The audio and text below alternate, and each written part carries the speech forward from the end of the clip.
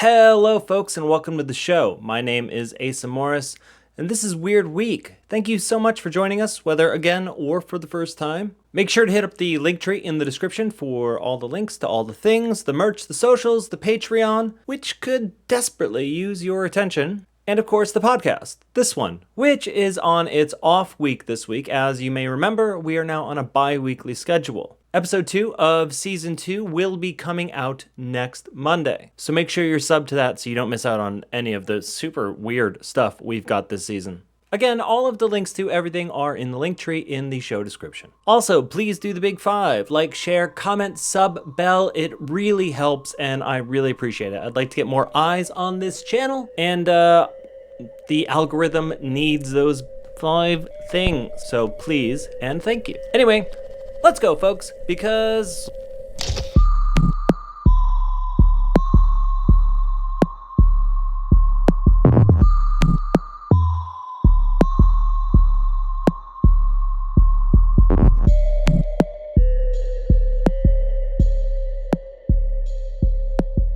picking up where we left off last week, on Sunday, more sky trumpet videos popped up, like this one.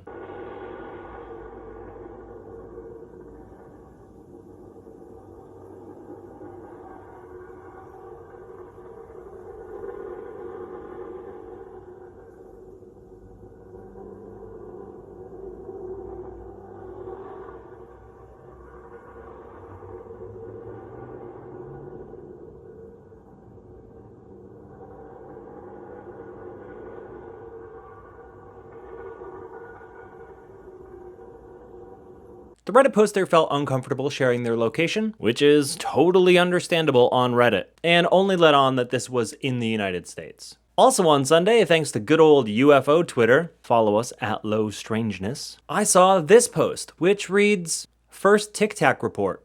1/11/1892, USS Thetis sailed from San Diego for Baja, California, and saw a 50 by 30 balloon moving as rapidly as lightning, first in one direction and then another, in abrupt angles for 15 minutes at least, and it finally disappeared away inland. Well, goddamn, that is a military sighting, and sounds suspiciously like current TicTac sightings. But it's from 1892. So of course, this is just a random tweet. I had to go looking for sources, which eventually, meaning I scrolled a little bit further on Twitter, led me to waterufo.net, which holds an incredible database of historic UFO sightings dating all the way back to the year 500. Here's the report mentioned. It's long and very wordy, but an incredibly bizarre encounter that is far more than just that TicTac sighting. The object moves at the speed of lightning, at odd angles, shape shifts, changes color, and disappears, nearly blinding the crew of the Thetis. The report was first published on April 10, 1892 in the Atlanta Constitution, and later republished by Jerome Clark in 2003. It's a wild story that takes place roughly around the same time as the Midwest airship flap, although it's not really in any way similar except a bizarre goddamn thing in the sky. A link to the report will be in the description. Lastly, on Sunday, John Ratcliffe, former Director of National Intelligence, was on Fox with an obvious, to me, but surprisingly open point of view to the notion that Russia or China are probably not behind the sightings. A lot of people say, well, maybe it's Russia or China. But some of the things that have been publicly talked about, we know for a fact from the intelligence community, we have high confidence that things like transmedium properties and hypersonic speed, meaning vehicles that go at 5 times the speed of sound, or Mach 5, Russia and China clearly didn't have those in 2004 when some of these things were cited and recorded. And so we need to get explanations for them. Folks, you might as well just come out and say it. Damn.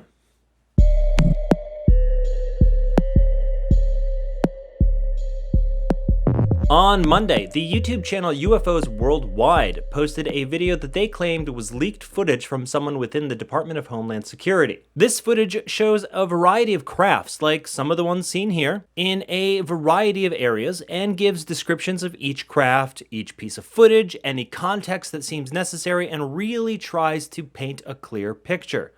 This, to me, helps to validate it as far as my own opinion goes, though without actual military confirmation, this footage means as much as any other random footage online. However, it's great footage and well worth the watch. Speaking of random footage found online, also on Monday, this video of a beautiful hummingbird was posted. Look at this little guy. Incredible. Just magnificent. But Asa, what does this have to do with anything?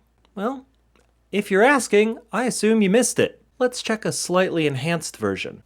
Oh, there's our boy. Wait. What's that in the background? This video reminds me a lot of these slow-mo UFO videos we've been seeing lately, most notably the one from Moab, Utah that we covered recently. Is it Moab or Moab?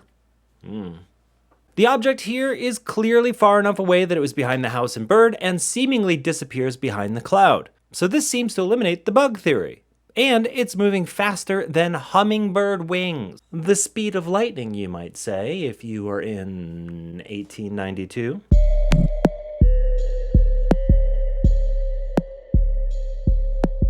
On Tuesday, saxophone phenom and former American President Bill Clinton guested on Kelly and Ryan. And of course, the topic popped up. No, not that one. Don't be gross. The UFO one. UFOs. You've been the president. You've seen all the info. Are they real? You know, they've given us an idea for our next book. Well, what do you know? What can you tell us? The truth is that we've never proved one, but there are things flying around up there that we haven't fully identified yet. And keep in mind, there are basically 1 billion galaxies in an ever-expanding universe. I mean, you can't even get your mind around the sheer number of things that are out there. But you've seen this. And You've seen the data.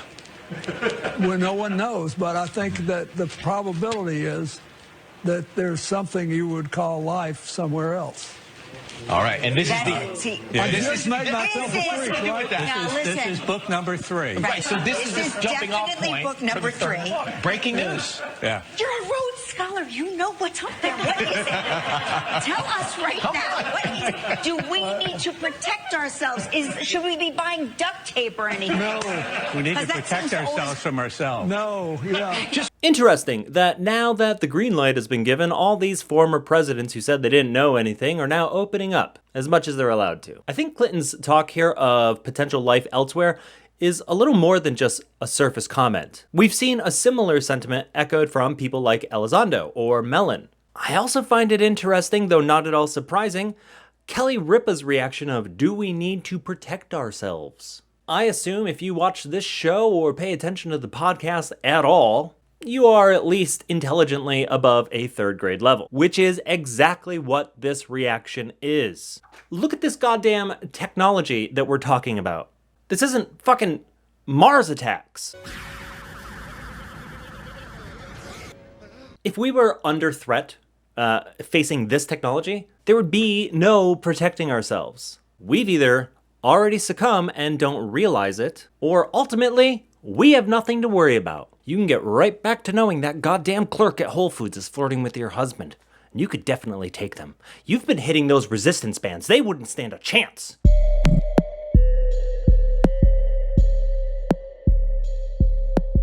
Wednesday.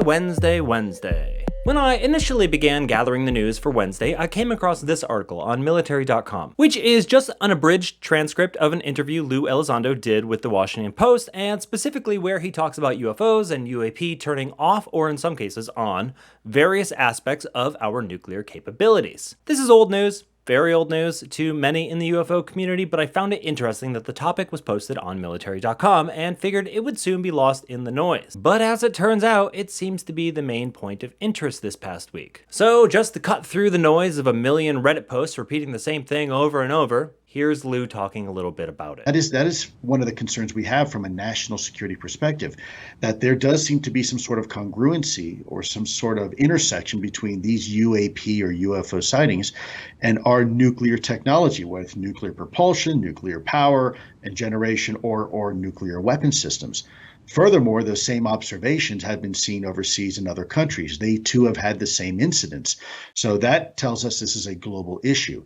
Now, in this country, we've had incidents where these UAPs have interfered and actually brought offline our nuclear capabilities. And I think to some, they would probably say, well, that's a sign that whatever this is something that is peaceful.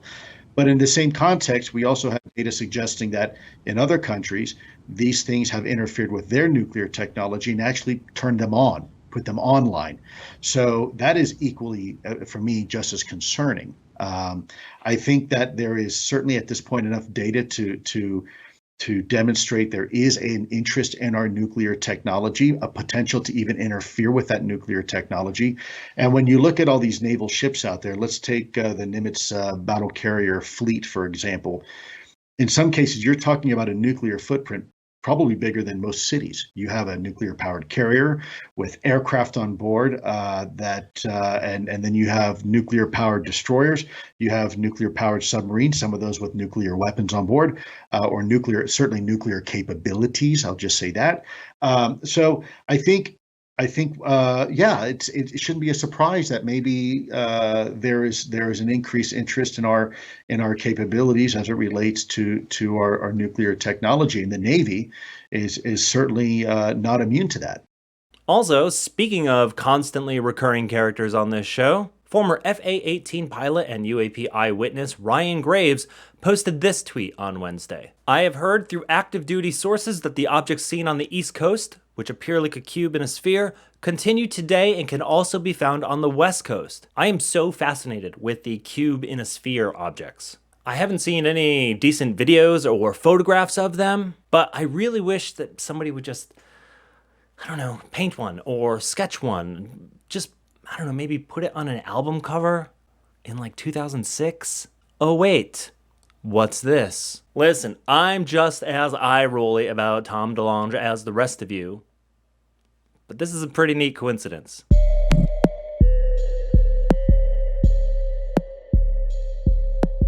Panpsychism is the idea that everything has a consciousness. It's a wild idea, endlessly fascinating, but not really something you would see in, say, popular mechanics.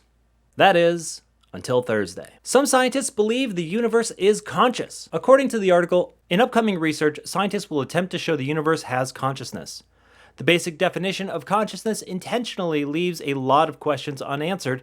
It's the normal mental condition of the waking state of humans, characterized by the experience of perceptions, thoughts, feelings, awareness of the external world, and often in humans, but not necessarily in other animals, self-awareness, according to the Oxford Dictionary of Psychology. Scientists simply don't have one unified theory of what consciousness is. We also don't know where it comes from or what it's made of. However, one loophole of this knowledge gap is that we can't exhaustively say other organisms and even inanimate objects don't have consciousness. Humans relate to animals and can imagine, say, dogs and cats have some amount of consciousness because we see their facial expressions and how they appear to make decisions. But just because we don't relate to rocks, the ocean, or the night sky, that isn't the same as proving those things don't have consciousness.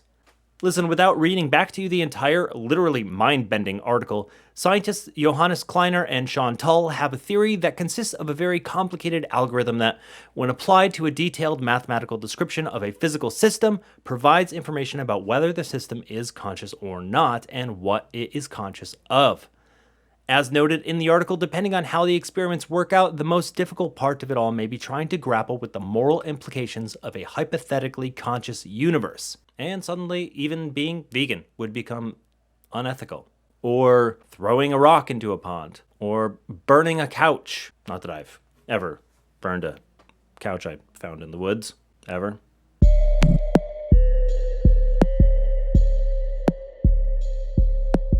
Okay, so listen, not much happened today that we haven't already discussed recently ad nauseum. So instead, here is a dramatic recreation of me, Saturday morning, trudging through the internet, looking for fascinating, new, fresh, great material for you. And not just someone's horseshit dream, opinion, or orb photo. I don't know why I did the first part like a vampire. That was weird.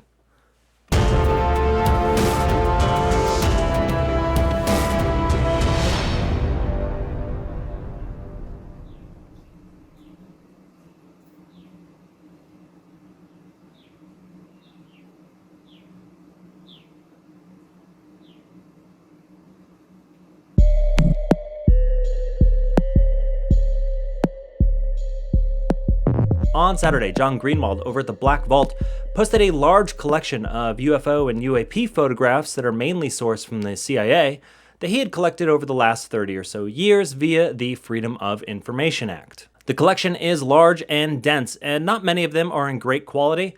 However, just as with reports, most can probably be dismissed, but not all. So if you've never seen a craft, now's your chance. At least one of these, statistically, will be genuine. A link, of course, will be in the show notes. All right, it is time for this week's levity. A little break in the tone. I'm speaking a lot with my hands today. A lot of coffee. I was up at like 6 a.m. That's right, week 2 of fucking paranormal, weird, funny shit I found online.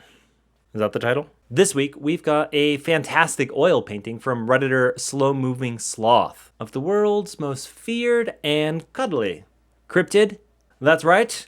Beware the wrath of the dreaded CatSquatch. I guess it's many cryptids? What's the term for many cats? A school? A batch? I mean, I guess it's a squatch. A Sasquatch. A squatch of cats. A true thing of beauty. Well done, slow-moving sloth. You've kind of scarred me in a really warm way. Anyway, that's our week. If you see something throughout the week that you'd like me to cover either here or on the podcast, let us know. Hit us up on any of the socials or directly at lowstrangeness@gmail.com. If you would like more in-depth discussion about anything, any weird-ass thing that happens to go through my brain or we see in the news, follow the podcast. Season 2, Episode 2 is coming out Monday, and then every other week after that until the end of goddamn time, I imagine. Probably. Make sure you subbed. It's weird, it's awesome, and it's, free. Either way, you should definitely sub and tell everyone you love it. Even if you don't sub, tell them you love it. Also, quickly, please check out my friends, The Graveyard Goons, a paranormal-themed prank call show which just gets wild. They're great folks. Give them a sub and tell them I said hi. Hi, guys. Anyway, once again, I am Asa Morris. Thank you so much for joining us, whether again or for the first time. Don't forget to like, comment, sub, bell, share, all of that. Like I said before, it really helps. I really would appreciate it. And if you've already done it, thank you. Thank you so much. Make sure you hit up our link tree in the description down here somewhere for links to all of our things, the merch, socials, Patreon. Please use the Patreon. And the podcast. And probably some other stuff that I've just forgotten about over time because that's how it goes. I've got a lot on my plate. Tell your mom, tell your friends, take care of yourselves and the people around you, and I'll see you next week when I'm sure I'll say,